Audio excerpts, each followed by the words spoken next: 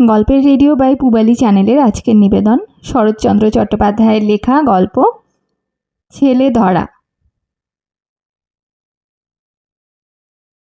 সেবার দেশময় রটে গেল যে 3টি শিশু বলি না দিলে রূপনারায়ণের উপর রেলের পুল কিছুতেই বাঁধা যাচ্ছে না। 2টি ছেলেকে জ্যান্ত থামের নিচে পোতা হয়ে গেছে, বাকি শুধু একটি সংগ্রহ হলেই পুল তৈরি হয়ে যায়। শোনা গেল রেল কোম্পানির নিযুক্ত ছেলে ধরারা শহরে ও গ্রামে ঘুরে বেড়াচ্ছে। তারা কখন এবং কোথায় এসে হাজির হবে কেউ বলতে পারে না। তাদের কারো পোশাক ভিখিরির, কারো বা সাধু সন্ন্যাসীর, কেউ বা বেড়ায় লাঠি হাতে ডাকাতের মতো। এই জনশ্রুতি পুরনো, সুতরাং কাছাকাছি পল্লীবাসীর ভয়ের ও সন্দেহের সীমা রহিল না যে এবার হয়তো তাদের পালা, তাদের ছেলেপুলেই হয়তো পুলের তলায় পোতা যাবে। কারো মনে শান্তি নেই, সব বাড়িতেই কেমন একটা ছমছম ভাব। আবার তার উপরে আছে খবরের কাগজের খবর। কলকাতায় যারা চাকরি করে তারা এসে জানায়, সেদিন বউবাজারে একটা ছেলে ধরা পড়েছে। কাল করেয়ায় আর একটা লোককে হাতে নাতে ধরা গেছে, সে ছেলে ধরে ঝুলিতে পড়ছিল। এমনই কত খবর। কলকাতার অলিতে গলিতে সন্দেহক্রমে কত নিরীহের প্রতি কত অত্যাচারের খবর লোকের মুখে মুখে আমাদের দেশে এসে পৌঁছল। এমনই যখন অবস্থা, তখন আমাদের দেশেও হঠাৎ একটা ঘটনা ঘটে গেল। সেইটে বলি। পথের অদূরে একটা বাগানের মধ্যে বাস করেন বৃদ্ধ মুখুজ্জে দম্পতি। ছেলেপুলে নেই, কিন্তু সংসারে ও সাংসারিক সকল ব্যাপারে আসক্তি 18 আনা। ভাইপোকে আলাদা করে দিয়েছেন, কিন্তু আর কিছুই দেননি। দেবেন এ কল্পনাও তাদের নেই। সে এসে মাঝে মাঝে দাবি করে ঘটি বাটি তৈজসপত্র। খুঁড়ি চেঁচিয়ে হাট বাঁধিয়ে দিয়ে লোকজন জড়ো করেন, বলেন হিরু আমাদের মারতে এসেছিল। হিরু বলে, সেই ভালো, মেরেই একদিন সমস্ত আদায় করব। এমনি করে দিন যায়। সেদিন সকালে ঝগড়ার চূড়ান্ত হয়ে গেল। হিরু উঠানে দাঁড়িয়ে বললে, শেষবেলা বলছি খুড়ো, আমার ন্যায্য পাওনা দেবে কিনা বলো। খুড়ো বললেন, তোর কিছুই নেই। নেই? আদায় করে আমি ছাড়ব। খুড়ি রান্নাঘরে কাজে ছিলেন, বেরিয়ে এসে বললেন, তাহলে যা, তোর বাবাকে ডেকে আনগে।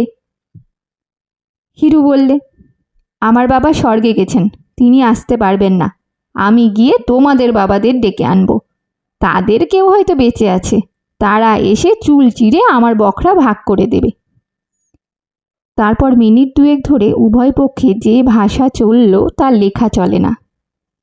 যাবার আগে হিরু বলে গেল, আজই এর একটা হেস্ত নেস্ত করে তবে ছাড়ব, এই তোমাদের বলে গেলুম, সাবধান। রান্নাঘর থেকে খুড়ি বললেন, তোর ভারী ক্ষমতা, যা পারিস করগে। হিরু এসে হাজির হলো রায়পুরে, ঘর কয়েক গরিব মুসলমানদের পল্লী। মহরমের দিনে বড় বড় লাঠি ঘুরিয়ে তারা তাজিয়া বার করে। লাঠি তেলে পাকানো, গাঁটে গাঁটে পেতল বাঁধানো। এই থেকে অনেকের ধারণা তাদের মতো লাঠি খেলোয়াড় এই অঞ্চলে মেলে না। তারা পারে না এমন কাজ নেই, শুধু পুলিশের ভয়েই শান্ত হয়ে থাকে। হিরু বললে, বড় মিয়া, এই নাও 2টি টাকা আগাম, তোমার আর তোমার ভাইয়ের। কাজ উদ্ধার করে দাও, আরও বকশিস পাবে। টাকা 2টি হাতে নিয়ে লতিফ মিয়া হেসে বললে, কি কাজ বাবু? হিরু বললে, এদেশে কে না জানে তোমাদের 2 ভাইয়ের কথা। লাঠির জোরে বিশ্বাসদের কত জমিদারি হাসিল করে দিয়েছ, তোমরা মনে করলে পারো না কি? বড় মিয়া চোখ টিপে বললে, চুপ চুপ বাবু, থানার দারোগা শুনতে পেলে আর রক্ষে থাকবে না। বীরনগর গ্রামখানায় যে 2 ভাইয়ে দখল করে দিয়েছি, এই যে তারা জানে। কেউ চিনতে পারেনি বলেই তো সে যাত্রা বেঁচে গেছি। হিরু আশ্চর্য হয়ে বললে, কেউ চিনতে পারেনি? লতিফ বললে, পারবে কি করে, মাথায় ইয়া পাক বাঁধা, গালে গালপাট্টা, কপালে কপাল জোড়া সিঁদুরের ফোঁটা, হাতে 6 হাতি লাঠি। লোকে ভাবলে হিঁদুর জমপুরি থেকে জমদূত এসে হাজির হলো। চিনবে কি, কোথায় পালালো তার ঠিকানা রইল না। হিরু তার হাতখানা ধরে ফেলে বললে, বড় মিয়া, এই কাজটি আর একবার তোমাকে করতে হবে দাদা। আমার খুড়া তবু যা হোক দুটা ভাগের ভাগ দিতে চায়, কিন্তু খুড়ি বেটি এমনই শয়তান যে একটা চুমকি ঘটিতে পর্যন্ত হাত দিতে দেয় না। ওই পাগড়ি, গালপাট্টা আর সিঁদুর মেখে লাঠি হাতে একবার গিয়ে উঠানে দাঁড়াবে, তোমাদের ডাকাতে হুমকি একবার ঝাড়বে, তারপর দেখে নেব কিসে কি হয়। আমার যা কিছু পাওনা ফিরে বার করে আনবো ঠিক সন্ধ্যার আগে, ব্যাস। লতিফ মিয়া রাজি হলো। লতিফ মাহমুদ দুই ভাই সাজ পোশাক পরে আজই গিয়ে খুড়োর বাড়িতে হানা দেবে ঠিক হয়ে গেল। পিছনে থাকবে হিরু।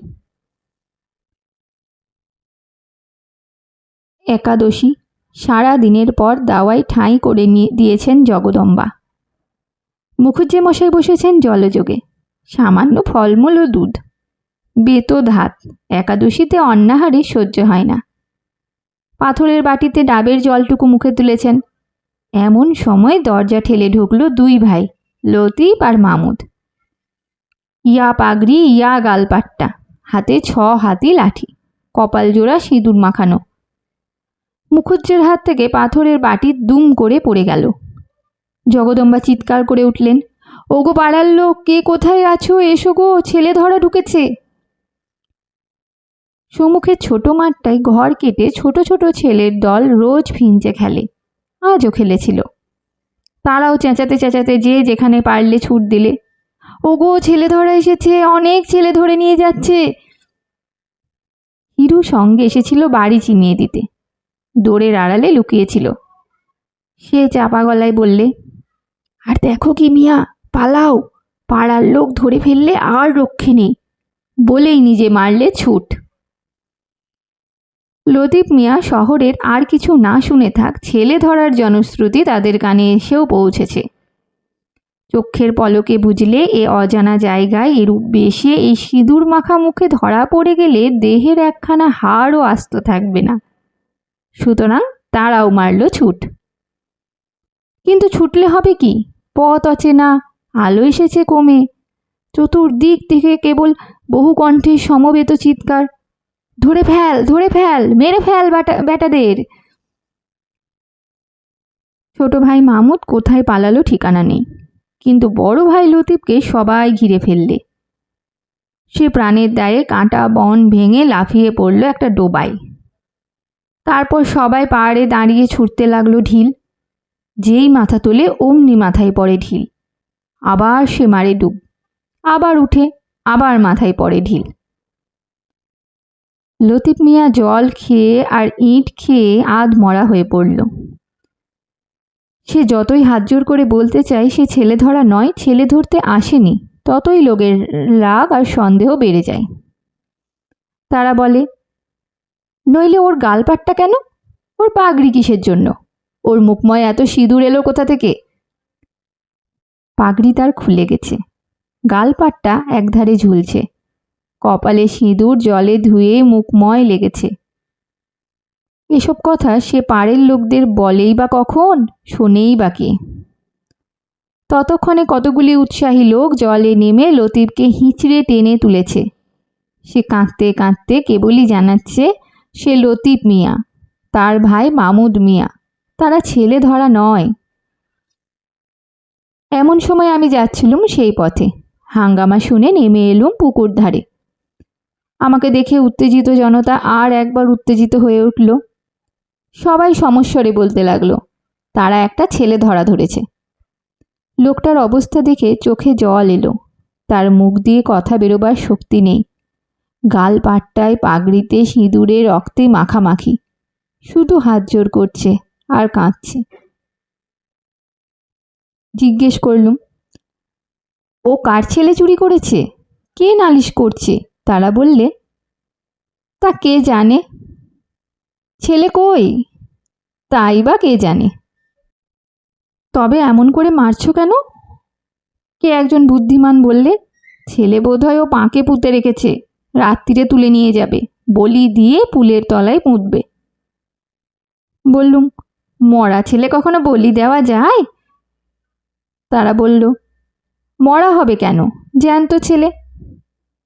পাঁকে পুঁতে রাখলে ছেলে জ্যান্ত থাকে কখনো?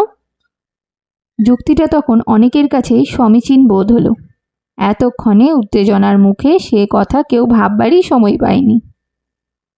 বললুম, ছাড়ো ওকে। লোকটাকে জিজ্ঞাসা করলুম, মিয়া, ব্যাপারটা সত্যি কি বলো তো? এখন অভয় পেয়ে লোকটা কাঁদতে কাঁদতে সমস্ত ঘটনা বিবৃত করলে।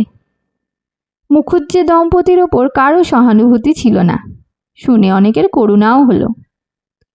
বললুম, লতিফ, বাড়ি যাও, আর কখনো এসব কাজে এসো না। সে নাক মললে কান মললে খোদার কিরে নিয়ে বললে, বাবুমশাই, আর এসব কাজে কখনো না।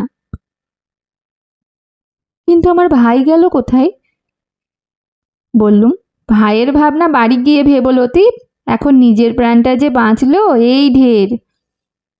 লতিফ খোঁড়াতে খোঁড়াতে কোনো মতে বাড়ি চলে গেল।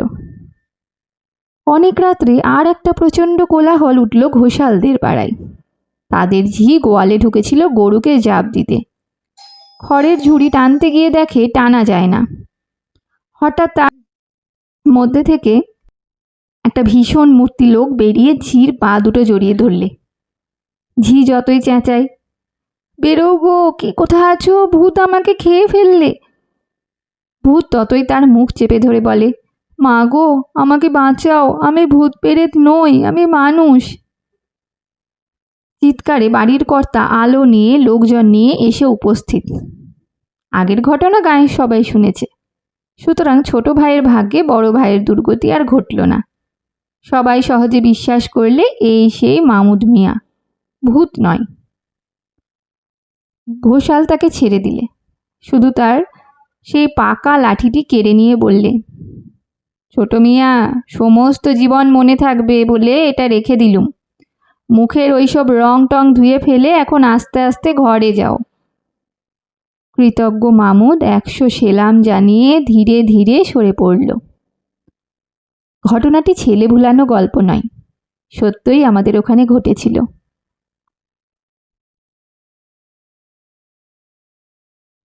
গল্পের রেডিও বাই পুবালি চ্যানেলে আপনারা শুনছিলেন শরৎচন্দ্র চট্টোপাধ্যায়ের লেখা গল্প ছেলে ধরা। গল্প পাঠ ভালো লাগলে লাইক শেয়ার করে সাবস্ক্রাইব করে দেবেন। কমেন্ট করে জানাবেন কী ধরনের গল্প আপনারা শুনতে চান। ফিরে আসবো খুব তাড়াতাড়ি নতুন আরেকটি গল্প নিয়ে।